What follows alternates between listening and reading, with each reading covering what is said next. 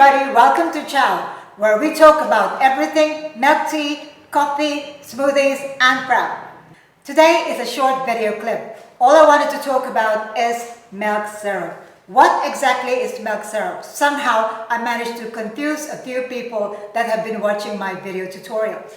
So milk syrup is just what I call a combination of condensed milk and evaporated milk, because in most of my recipes I use milk syrup rather than non-dairy creamer. Why milk syrup? If you are doing it for home or for your own personal consumption, there is absolutely no need for you to use a milk syrup. So you don't need to combine them so that you don't have to keep a lot of them. So you can use them separately. But the reason why we make milk syrup is for those with milk tea and coffee shops, and you have to really make your drinks faster. So instead of pouring one and the other, you just use one mixture. So this is my version of half and half. Now, what exactly is condensed milk and what is evaporated milk? Are they healthy? Well, evaporated milk, to start with, is actually milk, and it is boiled. It's gone through the process of boiling so that all the water evaporates, and what is left is only the concentrated milk. That's why evaporated milk is delicious and very creamy.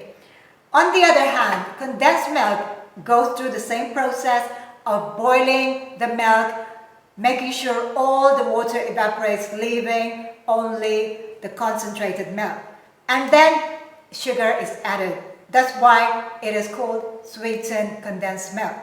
So in my drinks, this is what I use as sweetener instead of using sugar or sugar syrup. So just these two combinations would be enough for your drink to be creamier and full-bodied, tastier.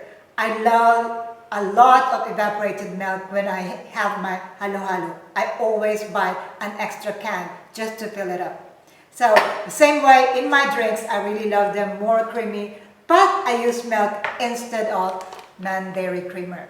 So there are many types of milk. You can use whipped cream. Also for keto diet, whipped cream is good, it's perfect for that. And you can also use almond milk, soy milk, coconut milk. So there are many, many different types of milk available in the market. So what exactly is the proportion that you would use if you are preparing it for your own consumption?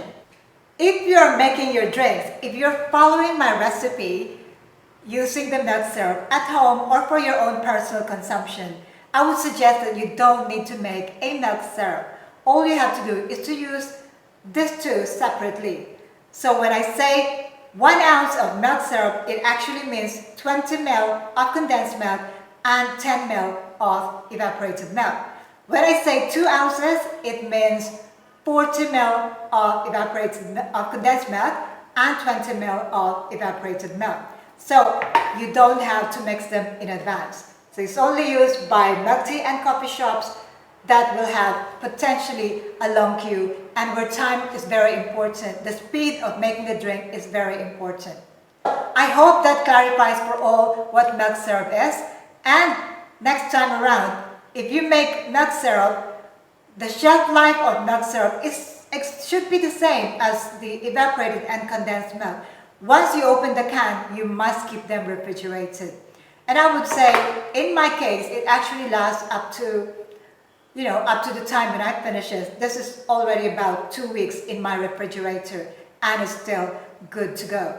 So maybe for those that have, milk spoiling, it's because the refrigerator is not cold enough. If there are too many items in your refrigerator, some of your food might end up being spoiled.